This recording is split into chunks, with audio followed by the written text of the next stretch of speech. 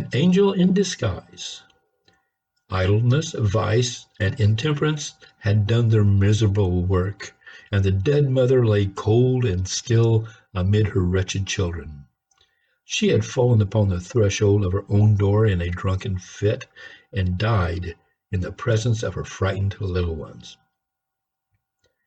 Death touches the spring of our common humanity. This woman had been despised, scoffed at, and angrily denounced by nearly every man, woman, and child in the village. But now, as the fact of her death was passed from lip to lip in subdued tones, pity took the place of anger and sorrow of denunciation. Neighbors went hastily to the old tumble-down hut in which she had secured little more than a place of shelter from summer heats and winter cold. Some with grave clothes for a decent interment of the body, and some with food for the half-starving children, 3 in number. Of these, John, the eldest, a boy of 12, was a stout lad, able to earn his living with any farmer. Kate, between 10 and 11, was a bright, active girl out of whom something clever might be made if in good hands. But poor little Maggie, the youngest, was hopelessly diseased. 2 years before, a fall from a window had injured her spine, and she had not been able to leave her bed since, except when lifted in the arms of her mother. What is to be done with the children? Was the chief question now. The dead mother would go underground and be forever beyond all care or concern of the villagers, but the children must not be left to starve. After considering the matter and talking it over with his wife, Farmer Jones said that he would take John and do well by him, now that his mother was out of the way. And Mrs. Ellis, who had been looking out for a bound girl, concluded that it would be charitable in her to make choice of Katy, even though she was too young to be of much use for several years. "I could do much better, I know," said Mrs. Ellis, "but no one seems inclined to take her. I must act from a sense of duty, expect to have trouble with the child, for she's an undisciplined thing, used to having her own way."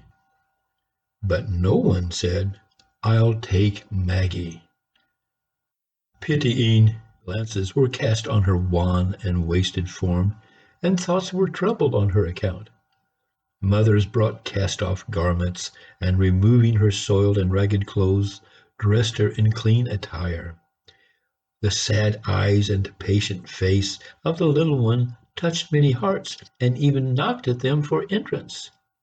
But no one opened to take her in.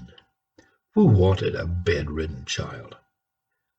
"Take her to the poorhouse," said a rough man, of whom the question, "What's to be done with Maggie?" was asked. "Nobody's going to be bothered with her."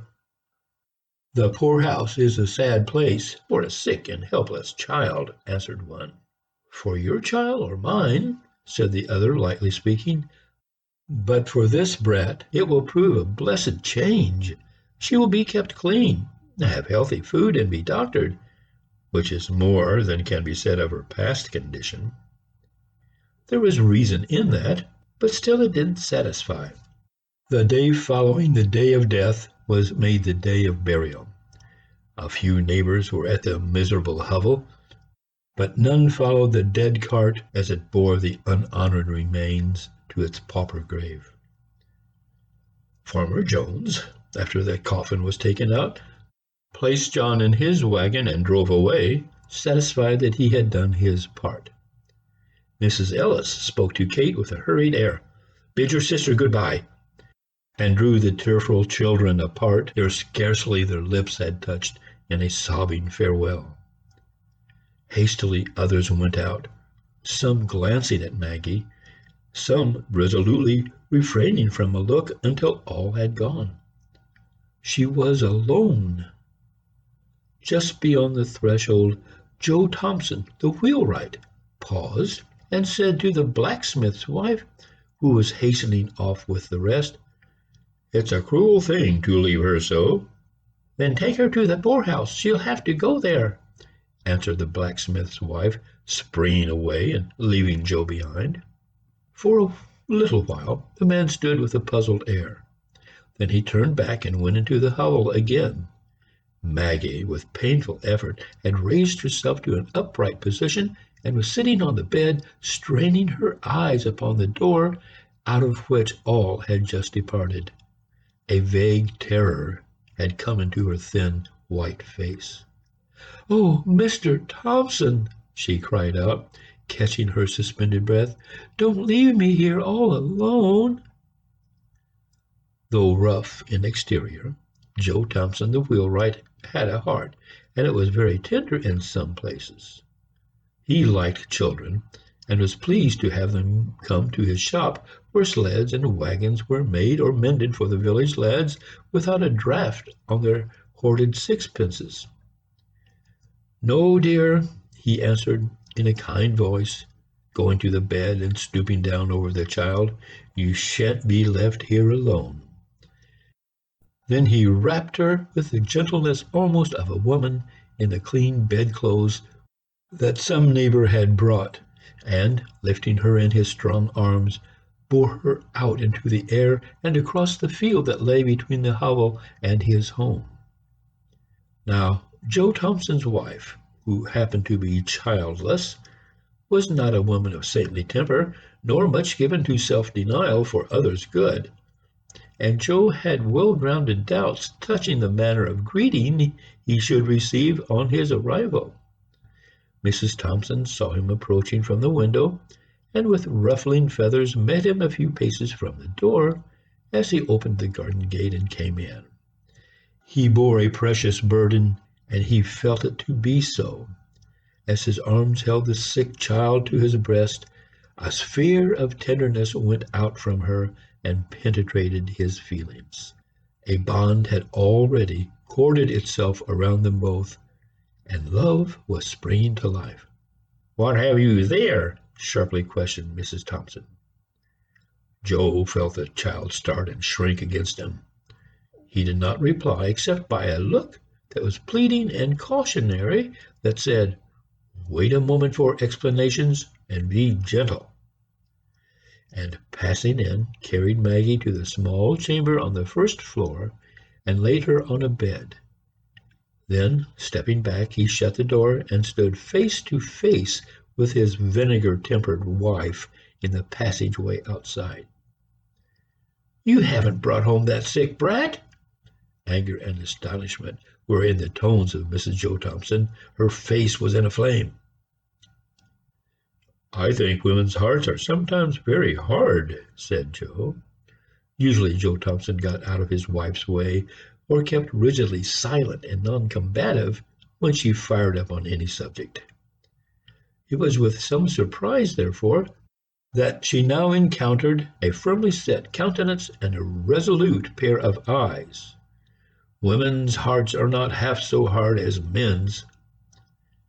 Joe saw by a quick intuition that his resolute bearing had impressed his wife, and he answered quickly and with real indignation, "Be that as it may, every woman at the funeral turned her eyes steadily from the sick child's face, and when the cart went off with her dead mother, hurried away and left her alone in that old hut with the sun not an hour in the sky." "Where were John and Kate?" asked Mrs. Thompson. Farmer Jones tossed John into his wagon and drove off. Katie went home with Mrs. Ellis, but nobody wanted the poor sick one. "Send her to the poorhouse," was the cry. "Well, why didn't you let her go then? What did you bring her here for?" "Oh, she can't walk to the poorhouse," said Joe. "Somebody's arms must carry her, and mine are strong enough for that task." "Then why didn't you keep on? Why did you stop here?" demanded the wife. "Because I'm not apt to go on fool's errands. The guardians must first be seen and a permit obtained." There was no gainsaying this. "When will you see the guardians?" was asked with irrepressible impatience. "Tomorrow." Why put it off till tomorrow? Go at once for the permit and get the whole thing off of your hands tonight." "Jane," said the wheelwright with an impressiveness of tone that greatly subdued his wife, "I read in the Bible sometimes and find much said about little children, how the Savior rebuked the disciples who would not receive them, how he took them up in his arms and blessed them, and how he said that whosoever gave them even a cup of cold water should not go unrewarded. Now, it is a small thing for us to keep this poor, motherless little one for a single night, to be kind to her for a single night, to make her life comfortable for a single night." The voice of the strong, rough man shook, and he turned his head away so that the moisture in his eyes might not be seen. Mrs. Thompson did not answer, but a soft feeling crept into her heart. "Look at her kindly, Jane. Speak to her kindly," said Joe. "Think of her dead mother and the loneliness, the pain, the sorrow that must be on all her coming life." The softness of his heart gave unwonted eloquence to his lips. Mrs. Thompson did not reply, but presently turned toward the little chamber where her husband had deposited Maggie, and pushing open the door, went quietly in. Joe did not follow. He saw that her state had changed, and felt that it would be best to leave her alone with the child. So he went to his shop, which stood near the house, and worked until dusky evening released him from labor. A light shining through the little chamber windows was the first object that attracted Joe's attention on turning towards his house. It was a good omen. The path laid him by this window, and when opposite, he could not help pausing to look in. It was now dark enough outside to screen him from observation. Maggie lay a little raised on the pillow with the lamp shining full on her face.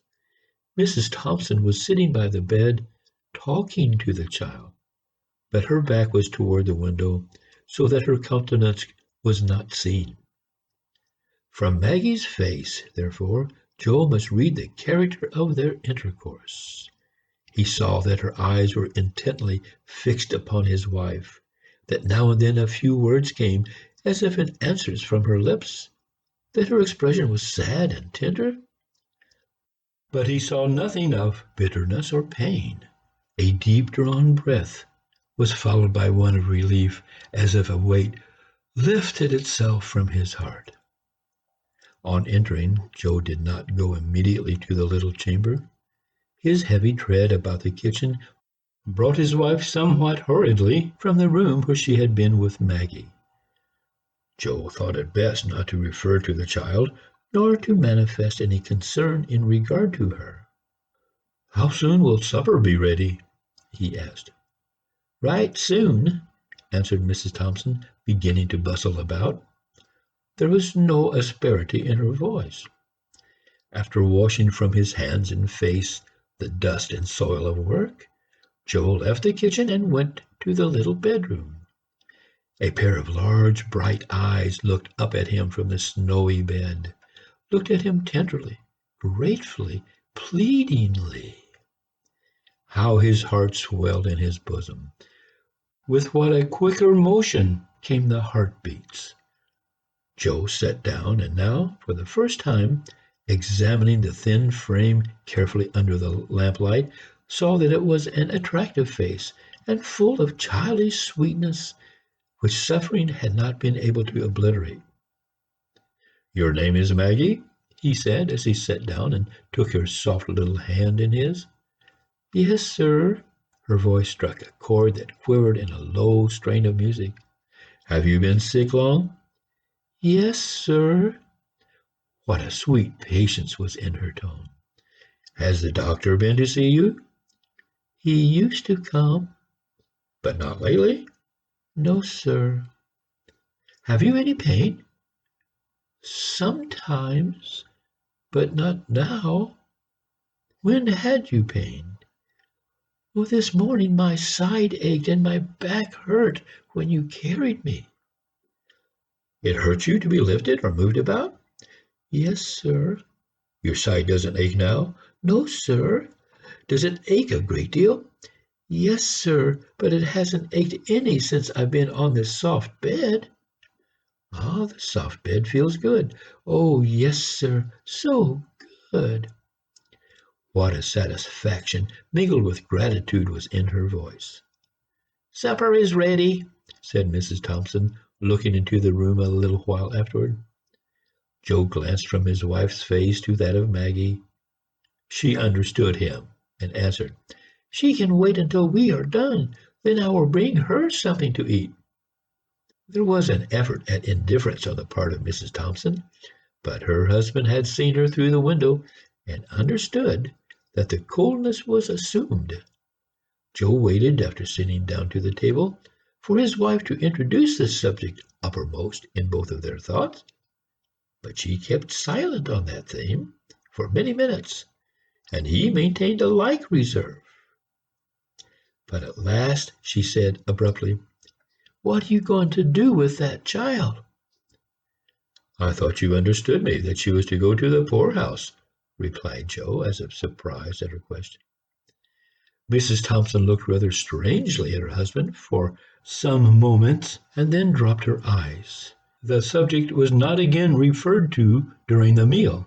At its close, Mrs. Thompson toasted a slice of bread and softened it with milk and butter.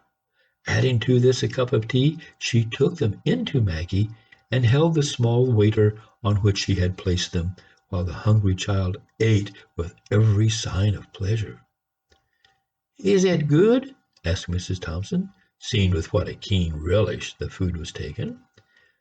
The child paused with the cup in her hand and answered with a look of gratitude that awoke to new life old human feelings which had been slumbering in her heart for half a score of years.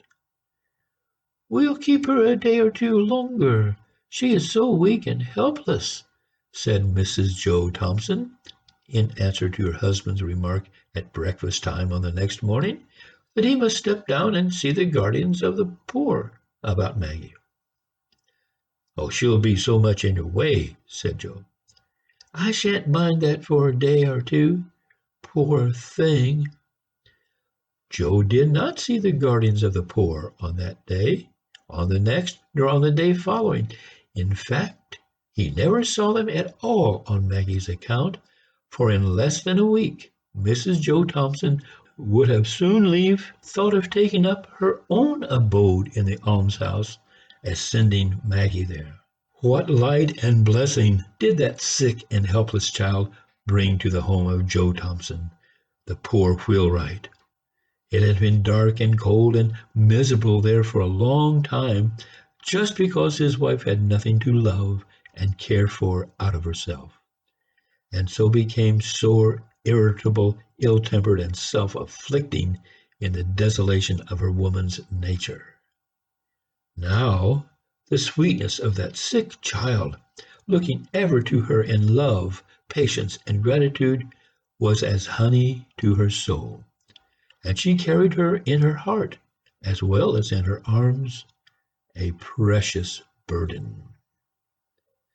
As for Joe Thompson, there is not a man in all the neighborhood who drank daily of a more precious wine of life than he.